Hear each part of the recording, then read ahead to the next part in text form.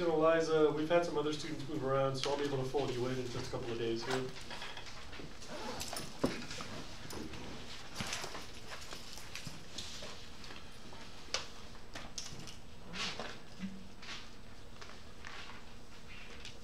Do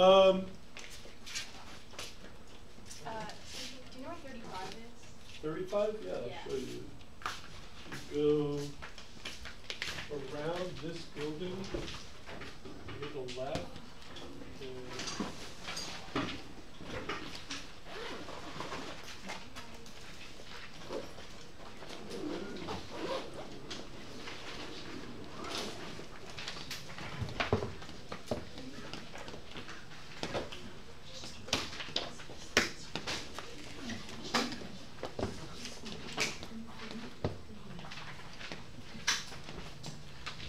Okay, sorry about that interruption.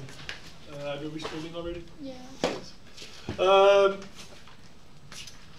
First, I wanted to check in on your progress on the homework assignments. How many of you have looked at, started, or attempted assignment 1.1? Has anyone actually completed 1.1? Can I show one of yours to the class? If you're bashful, I understand. Can I use yours? Yes. Thank you.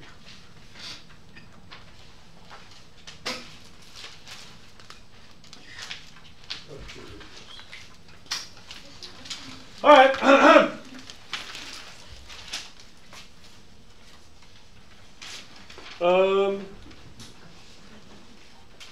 So here it is. I would say, first of all, heading is on point. Second of all, I personally would recommend some sort of formatting to distinguish between the prompt in my study guide and your own answer. Underline, some girl in period 1 underlined all the questions in a blue pen. Somebody else in period 1 highlighted the questions with like a highlighter, and then their answers were just not highlighted. But I would recommend, whatever you like for you, to have like a visual break between the prompt the study guide gave you and then the thing that you're adding. That way you can visually skim for the questions and then find your answer.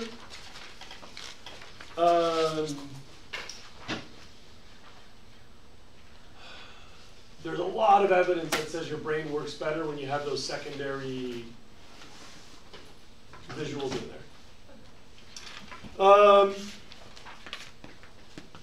So far, I'd say this is kind of on the short end of acceptable. Like, it's still acceptable, but it's like, but most of my students that I've seen so far visually today are 3 or 4 pages, not 2. But I don't know, if you're just really succinct and use a lot of shorthand, that's okay. You're definitely not writing a bunch of stuff you didn't need, so this might not be a problem.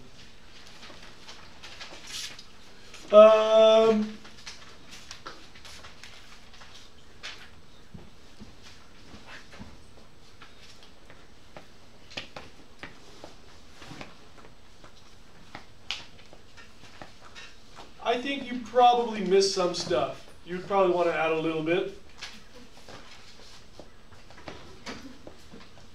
But whatever, they're your notes. Like this would definitely get credit. Like on the day that it's due, this is full credit. Okay. We go over, or we add to our notes in class, so do you recommend we leave space after each question, or are we going to add like in the margins? So that's, whatever you choose to do that is your business because they're your notes. Mm-hmm. I want to stress that they're yours, so I'm not going to format the heck out of your work. You definitely want to leave space if you were planning to ask a question. Mm-hmm. So a lot of the kids will get to one that they just don't know what the heck I'm talking about, and just leave a big chunk because you know you're going to ask me something. If you foresee wanting to add notes, that's an important thing to plan on. separately, you might not know when I have plans to talk about something. So if you're like, nope, I got this on lock, and you show up and Jose wants to talk for like an hour about it, then you would have to have that on a separate sheet of paper because you wouldn't know that I had an hour of planned lecture on it.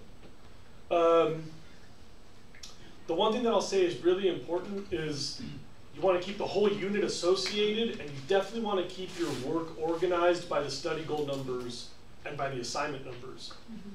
So that if you wanted to add number 14 on a separate sheet of paper, you can say number 14 on assignment 1.2 continued. And then you can like clump all that stuff to study.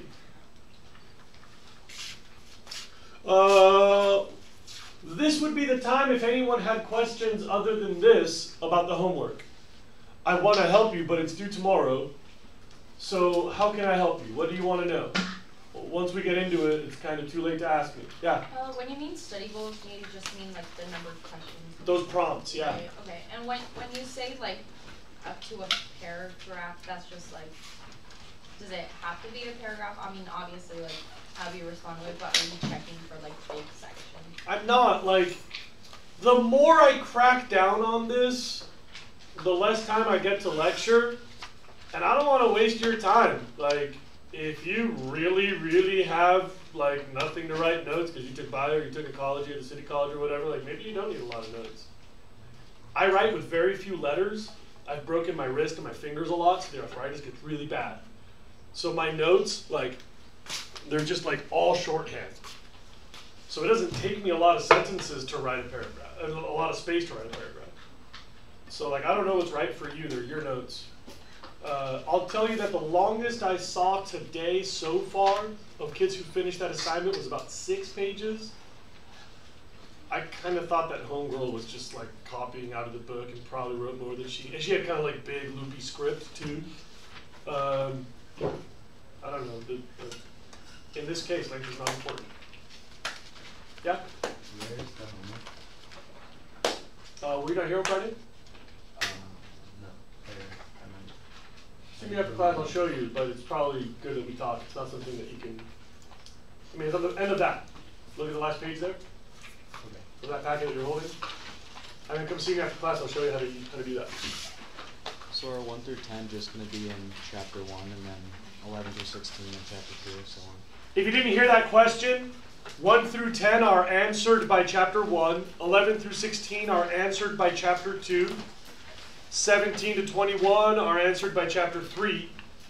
22 to whatever are either in the reading packet or in the movie that we'll watch in class. What? What's the reading packet? The reading packet has a number 22 on the front. It looks like this. Oh, You notice the questions correspond to the Sharpie numbers. 22, 23, 24. These are good questions. I'm glad I'm helping you now instead of after the fact. There's no credit for late work. I mean, there's very little credit for late work. So how can I help you now before you get busted for it? Yeah? Could you say which questions the chapters cut off at? Or which questions the chapters in? You'll know because the assignments are broken that way. Look at the last page of that packet. Those are the breaks. Oh, okay. You see that? Yeah. What else? Are we required to do more than just the vocab and study goals, or is that? No. So your book has a lot of stuff. Everything that I want you to know, I've told you which notes you'll need. That's the study guide. I give you the directions for you to prepare your notes. That's all you have to study for the exam. I give you that up front. So there's nothing in the book that you'll read, that you'll need to read other than what I've told you to take notes on. And those notes are how I write my exam. Here's my answer to all the study guides. So check this out. This is my lecture script. So I have those exact same questions that you do, like my notes look like that, but it's expanded. And in between 2 and 3, I've got like 6 pages of stuff that I want to say about 2 and 3, including in my notes it says from the book, add in class.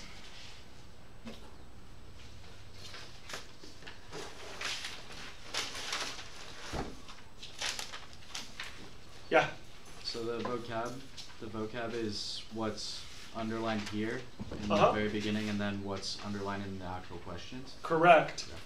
The vocab of chapter 1 is the chunk of underlined terms that's labeled chapter 1, and those which are underlined in the questions of chapter 1. That's right. What else?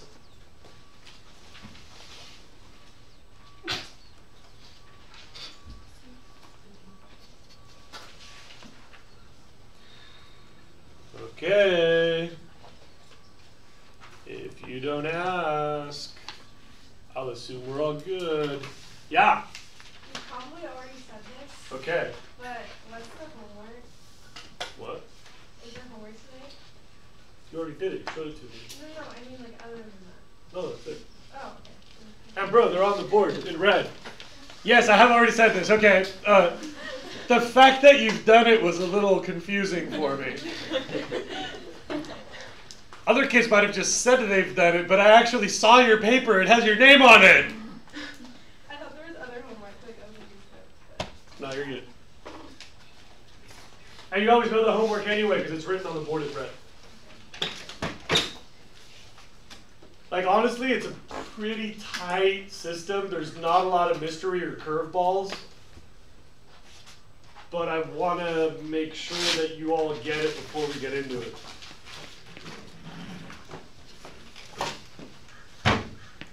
Last call for homework, process, or specific questions. We're just gonna go by and stamp it after. Yep. And I'll talk a little more about that today. Anybody else? Okay. Take out your syllabus, and if you have something to write with, you might want to pick out a few parts of the syllabus.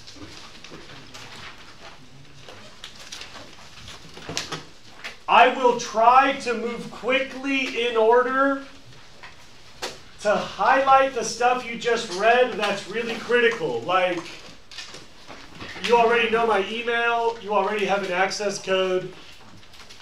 Notice that after my classroom phone number, it says bad. I have 43 messages that I don't know how to check on my classroom phone. Please don't use my school number. When your mom and dad get mad at Jose and they want to call me, they call that, and I don't know that they called, and then they get more mad. If they come back to school, I'll tell them, and they'll think I was kidding. And then they'll call my school number and I won't know what happened, and then they get mad. So you can give them my cell phone number, it's fine.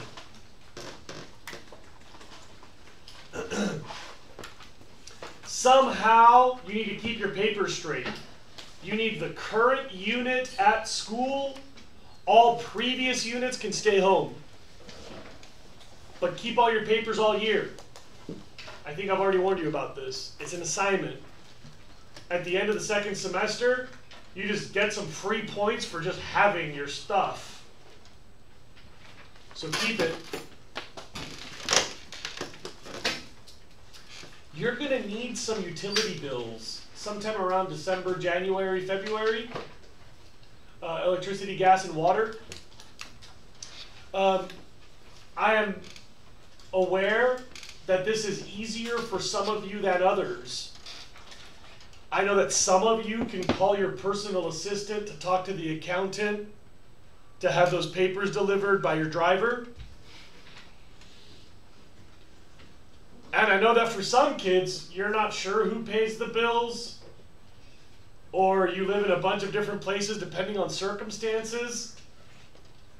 Just so that you all hear this, I'm aware that somewhere between 8 and 12% of our high school students don't have a reliable place to sleep.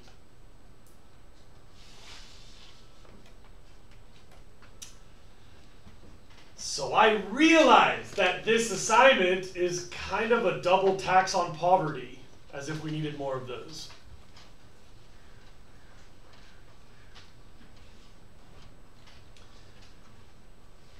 I sympathize. I've kind of been there. But I want to be really clear about your recourse. So please make sure that you understand what I'm about to say. Every student will need a bill from any home that they know well. So maybe you just call your assistant to call the accountant. Fine. And maybe mommy and daddy keeps all their paperwork straight. Easy. And maybe mommy and daddy pays online and you gotta ask them to print out the bill. No big deal. And if you don't really have access to the bills, or they're included in the rent, or you're not sure where you're sleeping tonight, or whatever, you just gotta go to someone's home that you know well and get their bills. So maybe you use the September bill and you hand over the October to a homie who knows your house pretty well. If you know how many screens and how many toilets and how many people, then that's good enough. You can use that person's bill. You could use a parent, a grandparent, an uncle, an aunt, a friend, an athletic coach, somebody in a church, I don't care. Anybody whose home you know pretty well, you can use theirs. It doesn't have to be that month's bill. And you've got 3 or 4 months to look for some home that you can get a bill for. But you'll have to have a unique bill. So you can't photocopy someone else's and use the same one, but you can have a different month if you know their home well. Who has questions about this utility bill thing? Yeah? Do we just need one bill or just... You need one gas, one electricity, one water. And it's the whole bill, about 2 to 5 pages. You can print it off the internet. I don't need the billing summary. Like, I don't need to know if you're paying your bills. Like, I don't care. And I don't really need the total. Like, it's not for me. What is it for? The point is for the students to analyze what you're paying for. And so we as a class will do these discussions that help you know why your family pays $600 for water while hers pays $28 for water or whatever. Yeah? When do we lose that? Sometime around winter holiday. So I think that they're all due either right before winter break or right after winter break. I'll try to give you a heads up when we get closer. But if you get it right now, like if you just handle it right now, then it's just in your binder. I'd recommend that all of you just put it in your binder right away. What else? Anybody's home doesn't have to be your own. I know that that's difficult for some of you. I apologize. I'm sensitive to that.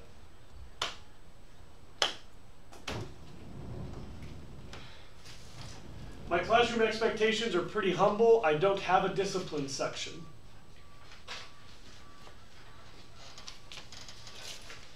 Please look up. I use what's called a weighted average. So whatever your exam average is, that's half your grade. Whatever your homework average is a third, is 30% of your grade. And whatever your classwork average is 20% of your grade. If you had 100s, obviously that adds up to 100.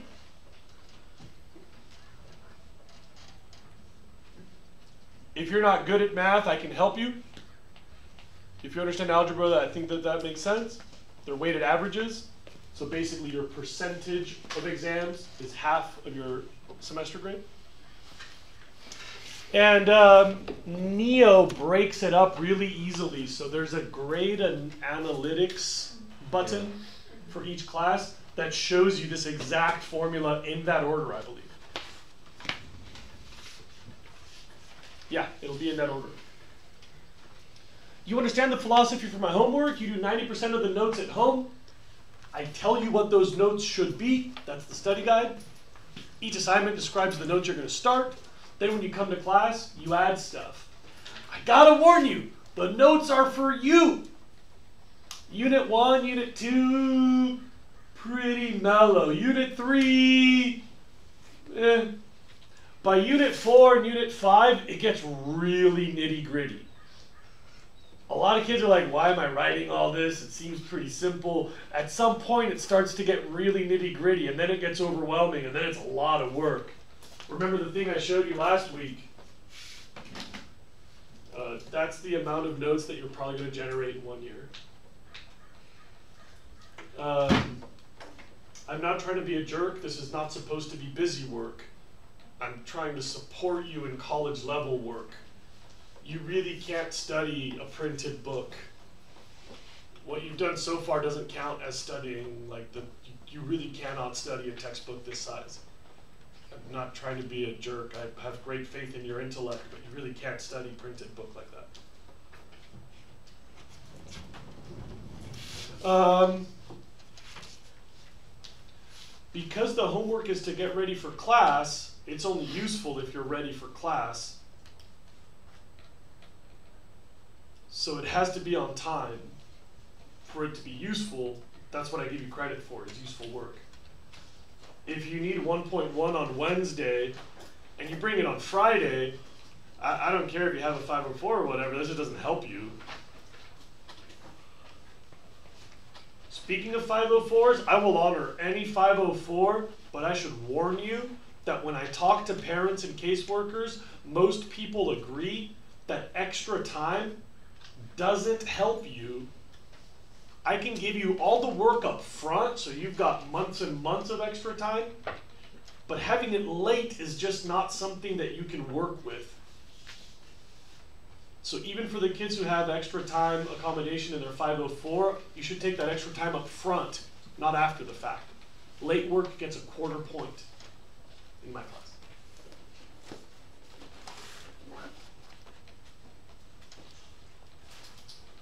I try to help a lot with the absences. You can see I'm streaming lectures.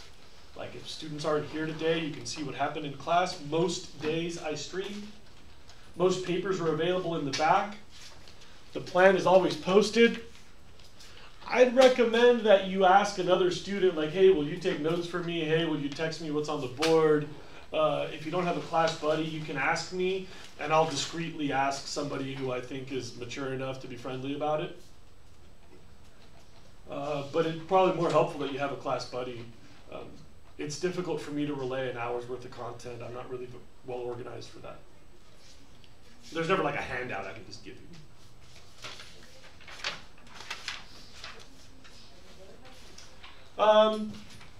The rules about making up the work, I think, are pretty reasonable. Good and bad. Good and bad. Bad news first. If you show up on the day it's due and you have a lot of interesting excuses, I'm not very helpful on that. Almost always I'll say tough luck.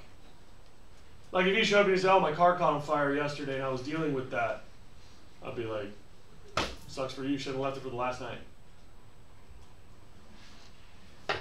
That's the bad news. The good news is, if you are responsible enough to think ahead and be like, yo, my car just caught on fire, can I get an extension? If we talk before it's due, no problem. Like if your car catches on fire and you're like, oh, Jose, I'm not gonna be able to do the work, you can send me a text message, it takes a second. Be like, dude, my car's on fire, I can't do the work tonight. Usually, I'll be like, all right, great. Send some pictures, roast some marshmallows, have fun. We'll deal with it another day. I want to be understanding and supportive for kids who are on their stuff, but if I accept excuses on the day it's due, everybody gets really creative. And it's just really tough to weed people apart, and even if I trust you, but I don't trust her, how can I say that to someone? Like, I don't really believe that your car caught on fire, but I believe her because, you know, lighter skin, and I'm okay with that. Like we all have a bias, and we don't really capture that, and I don't want to get confused by my own bias. So you all have the same chances if you get in touch with me in advance, and you all have the same really bad chances if you bring it on the day it's due and then make up excuses. And I hope you realize that's just me trying to be fair and like not be biased by my own prejudice.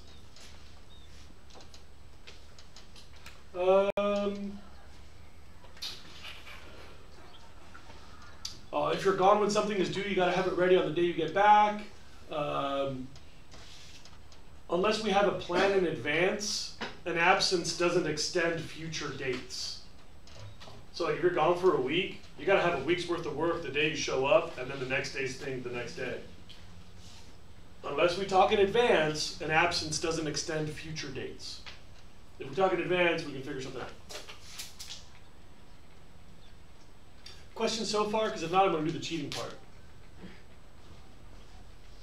No questions so far? And I swear, I know that this is boring. I'm not going to do this, make you read it and then talk about it and stuff. But just today, I kind of feel like we should. About cheating. Salud. All people cheat, we all cheat, I have cheated, you will cheat again, it's normal.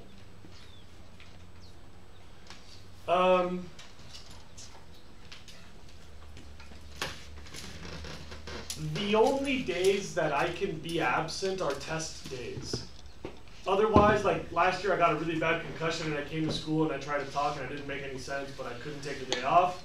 When my kids are sick, I call my mom and have her like take the train from Orange County for like 5 hours to watch my kids because I can't be absent on days that I lecture. Pretty much, if the plan was that I would show up, I pretty much will always show up. I really don't. I don't take time off on lecture days. Pretty much the only day that I can be absent is test days, because I don't have to talk to you on test days. So I plan all my dental work on test days. I plan all my personal days on test days. If I have activities to do with my children, test days are the days when I'm available to do stuff during the day with them. And of course, when you tell the students they're going to be gone on test day, they're all like, sweet, I am planning to cheat this unit. But I have like an airtight system for the cheating. I'd like to tell you about that. Please look up. You see that blue ring on that little camera right there? Oh no. I videotape all test days. Here, I'll show you some. Oh no, I can't show you because we're streaming right now. Someday I'll show you the video camera. I tape all my students during the test, and then I don't watch the video unless someone snitches. Oh no, you'll see. This is a good system. Give me a second, I'll explain. You'll see in the end that it's a very good system and it helps everybody. You'll see, watch. Imagine homeboy sees homegirl cheating. Nobody else knows. She pretty much got away with it. You send me an email or a text message snitching. So, yo, homegirl around 10:25 looked at her phone. I say, thanks, bro. I check the video, fast forward to 10:25, catch her cheating, and I will do everything I can to ruin her life. You've already signed the contract that says you accept the consequences for cheating. There isn't even an appeal process because you've already signed something that says you understand.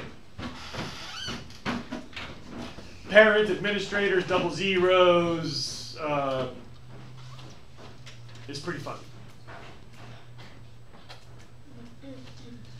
And homeboy gets a free 100% on that test, and nobody knows about it. Obviously, if he lies, he can't lie. If he's like, yo, homegirl cheated, I can check the video and be like, no, dude, why are you lying? Like, there's no way for you to get ahead on that. You're not going to hurt somebody else if they didn't cheat. And you know what's glorious? I'll hand him a test with an F on it or whatever grade he got. A or B or C, I don't care, whatever. You'll get your actual graded test. But after we talk about this, I make a little note in my grade book to give this kid 100% on that exam. So nobody knows. No one will ever see your grade book except you and me and God and maybe a parent or something. Yeah? What happens to one of us if we get caught cheating? Well, what I just said. No, but like the consequences of it. Anybody want to tell them what I just said? 0. Yeah. It's pretty bad. I got 2 last year. It was pretty bad. Yeah. Like, how many kids have you given free A's to with this policy? You know, a couple of them are inconclusive, so I checked the video and I really can't prove it, but I see that it looked fishy, so I would give you 100% on that test for that. I've had a couple of kids be like, I'm pretty sure she was cheating, and I'm like, no, bro, the video shows that she was just taking her test, so you wouldn't get anything for that. I think last year, like 5 kids got free hundreds on an exam. You know, it's one exam. But here's the glory, like, if you walk in and like, you got dumped the day before, or like you had horrible diarrhea, or you like forgot there was a test coming and you're just gonna fail it, look for the cheater, it's your way out.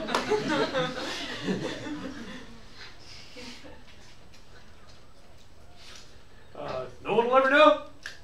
Could be your best friend. Because here's the deal. I got to explain why I do all of this. This isn't some like morality police. Like if I could get away with it, I would do all sorts of horrible things. This isn't about the morality of cheating. It's about the fact that I curve my exams. So if homegirl cheats and raises the curve by 20%, all of your grades just went down by 2 letters, and that means that cheating steals from another student. You know what I mean by that? I can't have a system where I actually curve unless I actually protect your grade from a cheater. You understand what I'm saying? Like, if Jose lets homegirl cheat by being absent on test day or by whatever, then I'm sandbagging all your grades, and that would not be cool. So I have this cheating prevention thing to protect all your grades. If you actually got a B, I'm sorry, but that's actually the fair grade. And I have other methods to trap cheaters that I'm not even talking about because I take this really seriously. You can also cheat on the homework. I know you can cheat on the homework. Most homework is kids just working from a picture, and I understand that. Maybe you've heard of these things called work banks, where some people have like filing cabinets that they've assembled of previous year's work that they will give you access to or even charge you to access. Some of you have older siblings who may have work that you can cheat from. It's even worse than that. I don't even look at your notes that carefully. I've tried to be really clear that they're your notes. So sometimes a kid will just put a heading on it and like slide it under the binder and be like, hey, there's my work. And I'll be like, yeah, whatever. And I'll just stamp it and not realize that it was like, ha-ha, blank sheet of paper. I've stamped someone's French homework before. They just put an Apes heading on it. And I was walking by and I was like, yep, looks fine. And then like later on I found out it was a French assignment. One day, I walked by and some kid worked. He was a really good student, like a good person, and I know his family, and like I know his girlfriend. He was like a really like famous family. So I walked by and I was like, well, he's never gonna cheat. So I didn't even look. I just stamped it and kept walking. And then class started, and some girl was telling me this story that I was just like, I knew I couldn't interrupt her, but I really didn't care. So no, it was like interesting and important for her, and I wasn't gonna cut her off. But I really wanted to start class, and so I was kind of annoyed. And so as she was talking, I was like looking at this paper, and I was like, wait a minute. Number 11.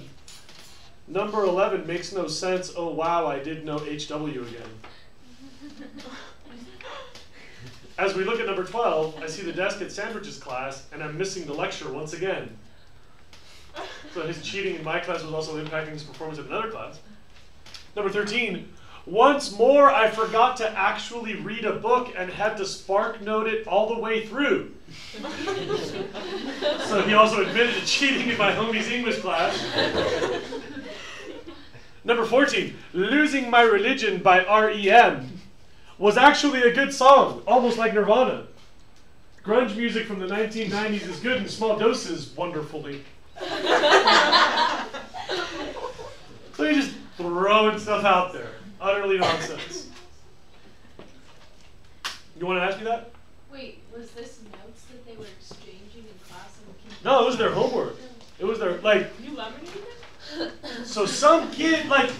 He just, like, wrote that for his homework? To get a stamp, you know? Oh, my gosh. And he was assuming that nobody would ever check. Yeah. You know, my TAs look, but... You know, you could erase. I mean, there's a million scams you could use. Sometimes the TAs are distracted. He gambled that we would never check. He was halfway there. He got a stamp. If I hadn't been so bored by some kid batting, I would have probably just like, yeah, okay, and then I would have started class and I never would have seen this thing. But some poor girl was just like, boring me to tears, and so I just happened to look down. Yeah? How long ago was this? I think that says 2012. The reason that if I catch it, I'm not gonna let you get away with it. So I will try to stop you from cheating, but I have to recognize that it's possible for you to cheat.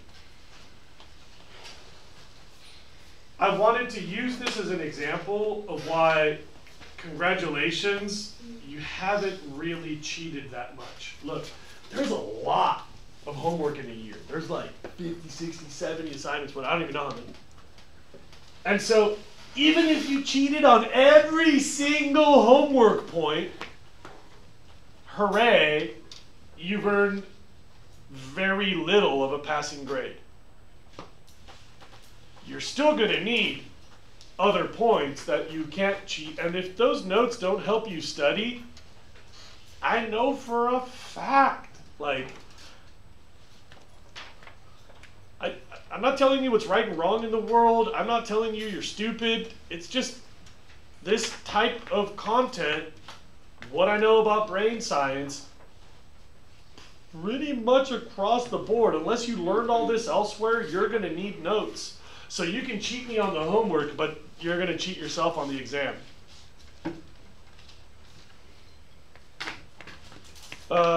Some of my colleagues look at homework a lot more carefully. I don't plan to.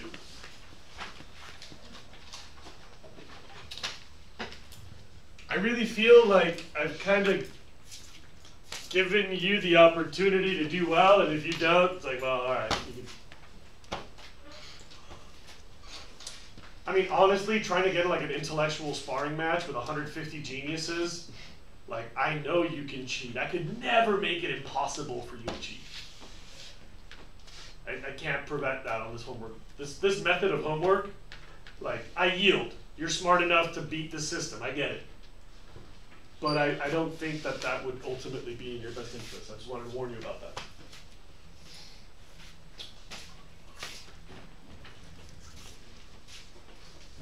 Hey, look, it says right there, keep all your paperwork all year. Don't say I didn't warn you. This is what, the 5th or 6th time I've warned you? Keep all the paperwork. Watch.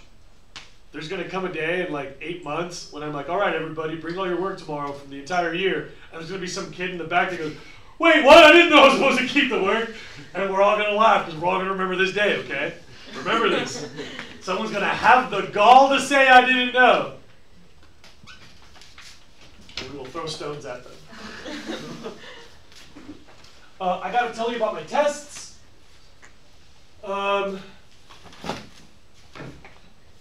When I started teaching, I wanted to be really sensitive to different types of students, and I had these really flexible testing rules.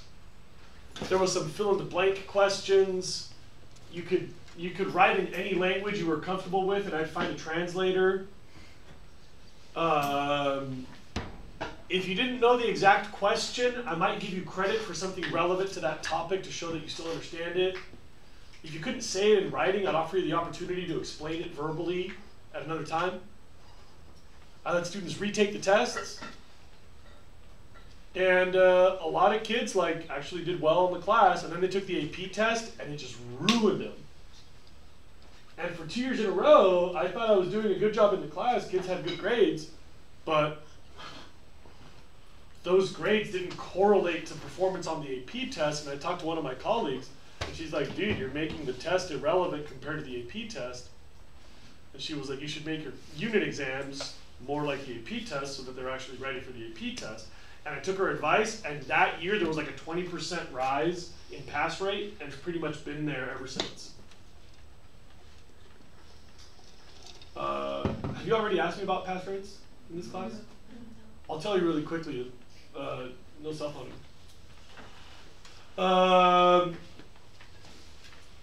Our pass rates are in right around the top 12th percentile nationwide. So about 88% of schools do worse than our student population. We have a much more honest representation of Santa Barbara High School than most of the other AP classes. And by a national standard, you are not the top 12th percentile academically, but we still score the 12th percentile on this exam. The most common score nationwide is a 1. The most common score for SBHS students is a 4.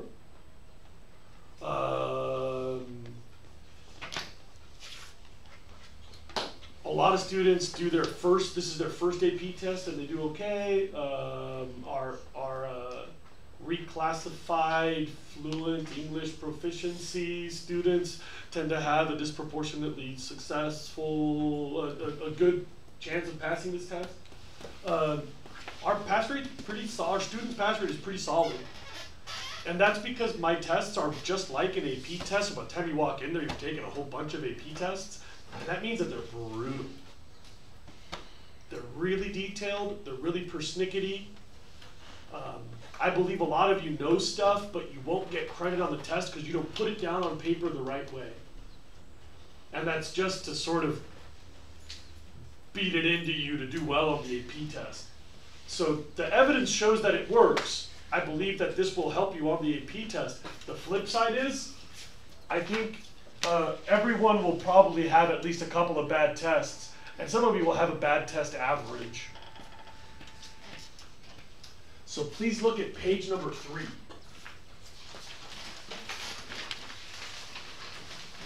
Of the syllabus.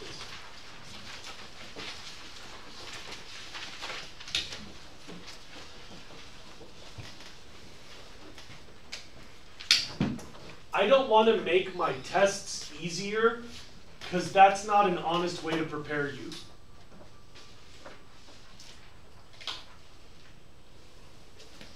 So pretty much 80-odd% of my students do some amount of extra credit, and almost half of my students do extra credit every single unit of the year. Because I know the tests will be bad for some of you. I've skimmed some of your work. I can already tell that, like, you're going to need more detail in your writing to pass our tests. Like, I can see already that I know that they're tough. So up front, I give you all kinds of extra credit opportunities. You can make submissions to add content to my class. You can find me graphs, data, charts to use as examples during lecture or on the exam. I run an after-school environmental film series, the ASEPS series. And you come and you just chill after school and you watch a movie. And as long as you're actually watching, like no homework, no cell phones, if you're just literally watching a movie, I give you a free point. On an exam that's curved at 26, 28, that's actually pretty meaningful. If you watch 3 movies in a unit, like your exam grade could go up by a full letter. If it's curved at 28, 29 points, that's a full letter. There's these weekend extra credit opportunities, which, by the way, give you community service hours. By the way, they're usually in pretty cool places with like homies. And then we give you 4 points for those. That's like more than a letter grade on an exam. So think about it. You go to like a weekend activity and you like watch 3 movies and you like turn in a couple of pieces of data that I actually accept. Maybe your 20 just went up to a 28, and that would take you from a C to an A+ on the test.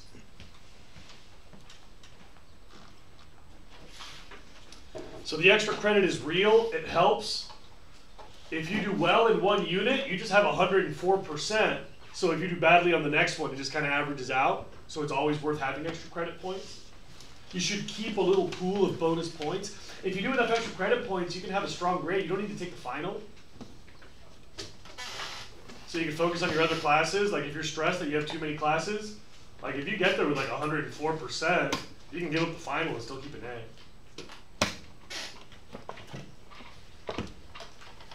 The extra credit is like really here to help you.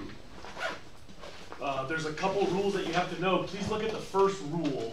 It says the rules, look at the very first one. It's very important.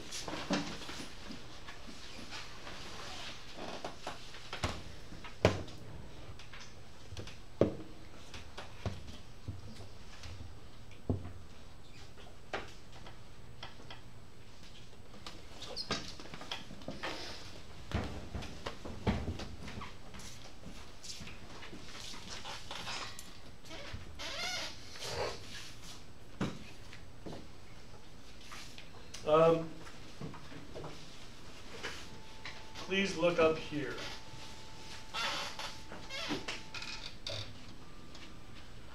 My extra credit is not supposed to be a cop-out. So like, if you don't do the work in my class, you cannot do the extra credit. That's not all right. Like, if you want to do extra credit, you got to do all the work. But watch this. Student A did all the work, then gets 5 extra credit points. Like, that's going to help them. Student B didn't do an assignment, but then is like, yo, I did like 15 points of extra credit. Their grade is still going to be worse because I won't count them due to this missing assignment. Anybody know what that person could do? What? Can't hear you. Turn it in for a quarter of the grade. That's right. If they turn in an assignment late, their homework percentage went up like almost nothing. A quarter point is practically irrelevant. But now that they've at least done the work, same as everybody else, they might not be getting too much credit for that late assignment. I know that. But at least that student now gets all that extra credit to help them out. So if you just have like a bad week and you've got a bunch of missing work, I get it. You can do extra credit, but you still got to do those assignments for minimal credit to turn on the extra credit, to allow the extra credit in that unit.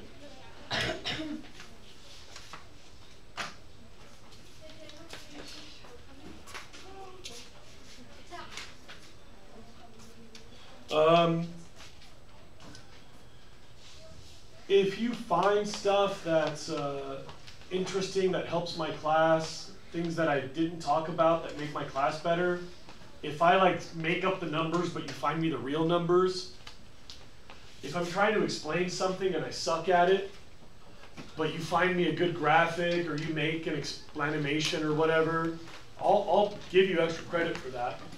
I need students to help the class get better. Our whole reader is student submissions. I've got like stuff that I use throughout the class. A bunch of my slideshows are all from student stuff. I pay for data sets. Those movies that I have after school, almost all of them are award-winning films. I have a whole bunch. I watch a lot of like hippie propaganda, and so I find the good stuff. And look at this. All award-winning documentaries, a few movies, like they're usually worth your time. I'll warn you if there's like a bad one coming. I'll give you a heads up that it's kind of slow or whatever. The one tonight and tomorrow night is called Monumental.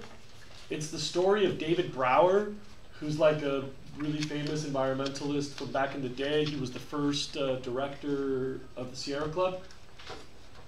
It has like really beautiful mountain footage and like the best soundtrack of the year. If you mess around, we record those, so we'll put you on the blacklist, and then you're not allowed to use this extra credit option. What time do they start? They start at 6 o'clock, and like for some athletes, that's a conflict. Some of the coaches know about this, so they'll let you go like a minute or two early. And I don't care if you're all sweaty in workout gear or whatever, just like sit a respectful distance from other humans, and like everybody's welcome, and it's free. And there's like a little paper that you fill out like while you're watching to prove you were here, and you leave that. We have a grown-up in the room and a student volunteer in the room. So like no vaping or whatever, and like you're fine. Like it's actually pretty doable. We actually did have a kid smoking in class last year. That was pretty hilarious. What? How? Just right in front of you? A, I wasn't here. Oh. B, the parent caught it. My student volunteer did not. And the parent was like, "What are you doing?" And the kid's like, "Nothing." And she was like, "What's in your hand?" He's like, "Nothing." And she like called security, and like the kid got frisked, and he had a vaping pen, whatever thing. Like life is so easy, and you just make it so hard. If you're just sitting and you watch the movie, it's a free point on an exam, and that really helps. That really helps. By the way, they're usually relevant to the content in class. They often have a bias, I'll let you know. We can talk about all the films. Yeah? You have to fill out the form to get credit for being there? Yep, Okay. yep. And usually that's so that, you know, you can't be doing other homework and stuff. Yeah? Is it both nights? You have to go both nights? No, you can go to you get one extra credit point per title. So you can see Monumental on Tuesday or on Wednesday. If there's a different movie, then you could go to both for 2 points. So you get 1 point per movie whenever you get to see it. What else? Yeah? How long is it? Well, they're usually, like, you can assume they're an hour and a half, hour and 45. They're like movies. If you want, the title's always posted, so you can Google it. There's like trailers on YouTube and stuff. Yeah? When's the first movie? Tonight? They're in here, right? In here at 6 p.m. Yeah? How long are movies? Sorry. They're full-length films. You can check on the internet. Usually about just under 2 hours, like they're movies. Yeah? Hi. What else? Yeah? Just to clarify, you can do as many extra credit opportunities as you can possibly fit into your schedule in one unit, or is there a limit? There is a number limit. It's written down. I believe the maximum total. One activity per month. Yeah, but there's another thing somewhere. I think it's a third of an exam is the total maximum. But pretty much it would be basically impossible. That's why I don't remember, because I've never had a student get that much. If you go over. Like you can definitely do 7 or 8 points per unit. And that would be like a weekend activity and like 3 movies and like some extra credit other stuff, but you can still pull that off. If you go over, can you like say them? No, it's per unit. But dude, I really, Yeah. I can't remember how many years it's been since someone did more than the limit. And I mean, a lot of kids tried. The points are really important. Oh, what else? Are we done?